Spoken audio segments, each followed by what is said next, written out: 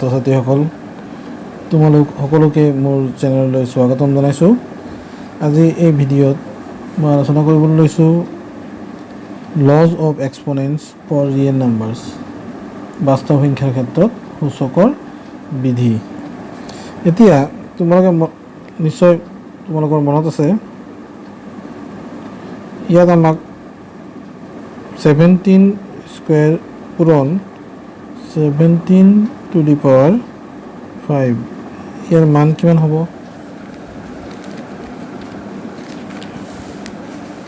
17 square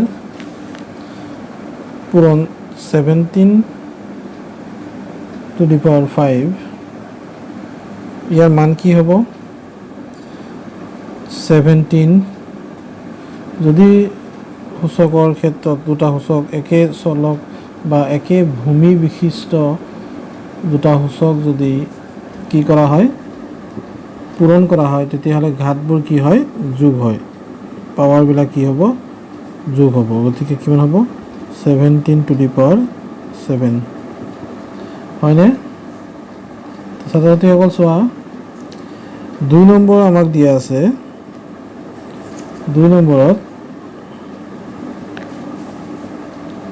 নম্বৰত আমাক দিছে 5 raised to the power 2 whole to the power 7। এতিয়া আমাৰ কি হ'ব চোৱা, 5 পাৱাৰৰ ওপৰত পাৱাৰ মানে কি? পাৱাৰ দুটাৰ কি হয়? পূৰণ হয়। অৰ্থাৎ এইটো 5 raised to the power কিমান হ'ব? 14। চ'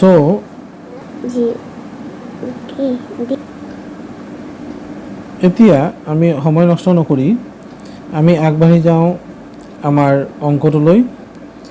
এতিয়া অংককেইটা কৰাৰ আগতে সূচকৰ বিধি কিছুমান আমি লিখি ল'ব বিচাৰিছোঁ। সূচকৰ বিধিসমূহ কি আছিলে?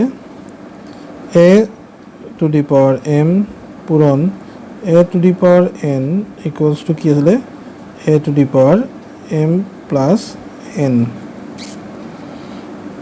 2 নম্বৰ চলক আছিল, বিধি আছিলে a to the power m whole raised to the power n equals to a to the power m into n। Third কি আছিলে? a to the power m by a to the power n is equals to a to the power m minus n। তো তিনিটা দেখি দিওঁ। 4 নম্বৰটো কি আছিল চোৱা, 4 নম্বৰটো আমি পাম a to the power m into b to the power m। এবাৰ চলক ভূমি দুটা বেলেগ বেলেগ আছে, কিন্তু ঘাত কি আছে? ঘাত একেই আছে। ঘাত একেই থাকিলে কি হ'ব? a পূৰণ b whole to the power কি হ'ব? m হ'ব। এতিয়া আৰু এটা পাইছিলোঁ আমি a to the power 0 equals to 1। তো এইকেইটা আছিল চলকৰ বিধি। এই বিধিসমূহ ব্যৱহাৰ কৰি আমি 1.6ৰ অংকসমূহ কৰিবলৈ ওলাইছোঁ। এতিয়া আমি অনুশীলনী এক্সাৰচাইজ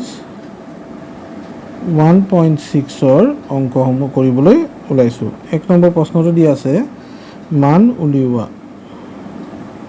মান উলিওৱা। তোমালোকৰ বহুতে এই অংকখিনি হয়তো কৰিলাই, তথাপিও মই মোৰ চেনেলটোত এই অংকখিনি পুনৰ কৰিবলৈ লৈছোঁ। 64 to the power 1/2। এতিয়া 64ৰ যদি আমি মৌলিক উৎপাদক বিশ্লেষণ কৰোঁ তেতিয়া কি হ'ব? 64 মানে হ'ব 2 পূৰণ 2 পূৰণ 2 পূৰণ 2, 2 দুগুণ 4, 4 দুগুণ 8, 8 দুগুণ 16, 16 দুগুণ 32, 32 দুগুণ কিমান? 32 দুগুণ হৈ যাব আমাৰ 64 অৰ্থাৎ 64, আৰু ওপৰত ঘাত আছে 1/2। এতিয়া আমি কি পাম? 2 to the power আমি কিমান পালোঁ? 1 2 3 4 5 6, 2 raised to the power 6 whole raised to the power 1/2। এতিয়া এইটো কি হ'ব? 2 to the power 6 into 1/2।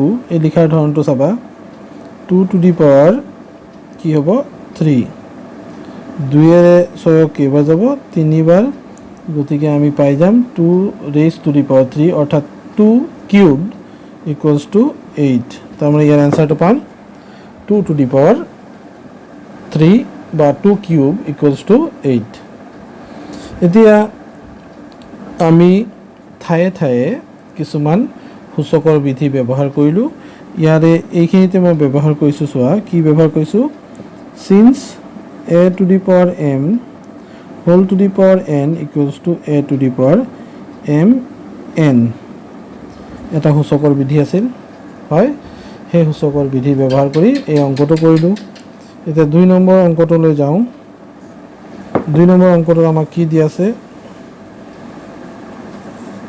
2 number অংকটো দি আছে 32 raised to the power 1/5 এইটো আমি কি লিখিম 32 মানে আমি লিখিব পাৰোঁ 2 into 2 into 2 into 2 into 2 মৌলিক উৎপাদক বিশ্লেষণ কৰিছোঁ ছুটি নিয়মেৰে হৰণ কৰিবা মনত আছে তোমালোকৰ নিশ্চয় 2 2 গুণ 4 4 2 গুণ 8 8 2 গুণ 16 16 2 গুণ 32 তাৰ মানে আমি পাই গ'লোঁ 2 raised to the power 5 whole raised to the power 1/5 তাৰ মানে এইটো আকৌ যিহেতু a to the power m whole to the power n equals to a to the power m into n এই ফৰ্মুলা মতে 2 to the power কি হ'ব এইটো 5 into 1/5 হ'ব 5 5ক কাটা যাব গতিকে 2 to the power 1 হ'ব তাৰ মানে হ'ল 2 অৰ্থাৎ আমাৰ উত্তৰটো পাম আমি কিমান 2 তো ছাত্ৰ ছাত্ৰীসকল তোমালোকে প্ৰশ্নকেইটা নিজেই কৰি চাবা মই 32 এনেকৈ কেলে লিখিলোঁ কাৰণ আমি 32ৰ মৌলিক উৎপাদক বিশ্লেষণ কৰিলে 5টা 2ৰ পূৰণফল হিচাপে পাম গতিকে আমি উত্তৰটো পালোঁ 2 to the power 1 অৰ্থাৎ এনসাৰ হ'ল 2 এতিয়া মই আগবাঢ়ি যাম আমাৰ আন এটা উত্তৰলৈ এতিয়া আমি আগবাঢ়ি যাম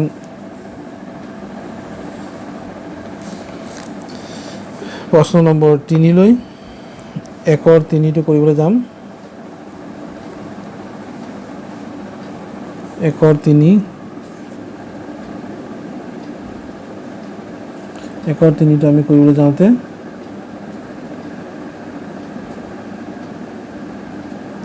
1ৰ 3টো আমি কি পাম চোৱা ইয়াত দিয়া আছে 125 raised to the power 1/3 দেখিছা 125 raised to the power 1/3 তাৰ মানে আমি পাম 125 মানে কি 3টা 5ৰ পূৰণফল 5 5 গুণ 25 25 5 গুণ 125 এতিয়া আমি পালোঁ 5টা 3ৰ পূৰণফল গতিকে এইটো পাই যাম 5 cube raised to the power 1/3 এতিয়া এইটো সেই একেই সূচকৰ বিধিমতে পাৱাৰ কেইটা কি যাব পূৰণ হৈ যাব 3 পূৰণ 3 ভাগৰ 1 কৰাৰ লগে লগে আমি কি পাম 5 to the power 1 পাম কাৰণ 3 3 কি হ'ব কেনসেল হৈ যাব গতিকে আমাৰ উত্তৰটো হ'ব 5 এতিয়া 1 নম্বৰ অংকটোৰ দৰে আমি 2 নম্বৰ অংককেইটা কৰিবলৈ যাম চাওঁচোন আমি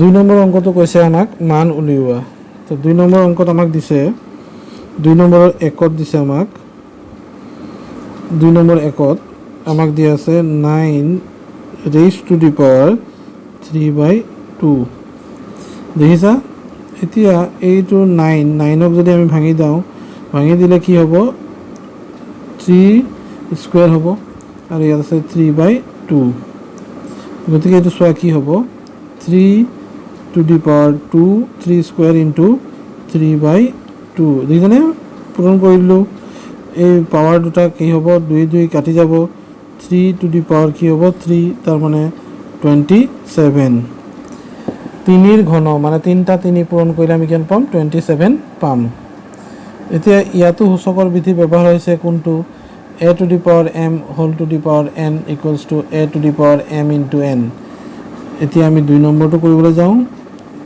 2 নম্বৰটো কৈছে 32 raised to the power 2/5 এইটোৰ উত্তৰটো কেনেকৈ উলিয়াম 35 মানে আমি ইতিমধ্যে পাইছিলোঁ 2 × 2 × 2 × 2 × 2 মানে 5টা 2ৰ পূৰণ হিচাপে পাইছিলোঁ আৰু এইটো কি আছে ওপৰত পাৱাৰ আছে 2/5 এতিয়া পাই গ'লো আমি 2 to the power 5 whole to the power 2/5 ইয়াৰ মানে হ'ল 2 to the power 5 into 2/5 that means 2 to the power 2 that is 2 square 2 square means 4 তো এনেদৰে আমি 2 নম্বৰ অংকটো পালোঁ এতিয়া মই আগবাঢ়ি যাম 3 নম্বৰ অংকটোলৈ ছাত্ৰ ছাত্ৰীসকল ভালদৰে চাবা 3 নম্বৰ অংকটোত আমাক কি দিয়া আছে 3 নম্বৰ অংকটোত দিছে 16 to the power 3/4 16 raised to the power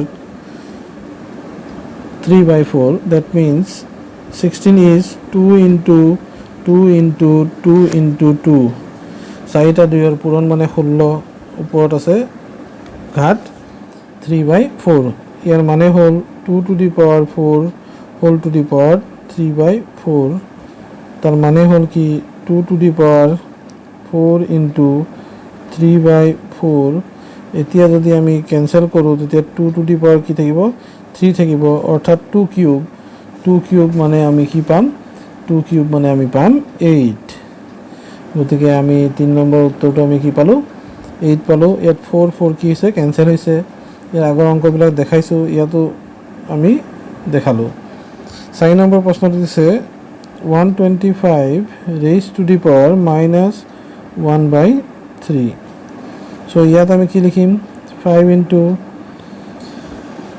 into 5 that means 3 times 5 product of 3 times 5 is 125 and this is raised to the power -1/3 এতিয়া আমি পাই গ'লো 5 cube into -1/3 3 cancel so I have 5 raised to the power -1 since a to the power -m is same as 1/a to the power plus m so we can have 5 to the power 1 that is 1/5 5 raised to the power -1 is same as 1/5 raised to the power plus 1 that means it is 1/5 গতিকে ছাত্ৰ ছাত্ৰীসকল আমি 4 number প্ৰশ্নটো কৰিলোঁ 2 নম্বৰৰ 4টা অংক আছিলে এতিয়া আমাক দিছে 3 নম্বৰ সৰল কৰা 3 নম্বৰ প্ৰশ্ন দিছে সৰল কৰা অৰ্থাৎ simplify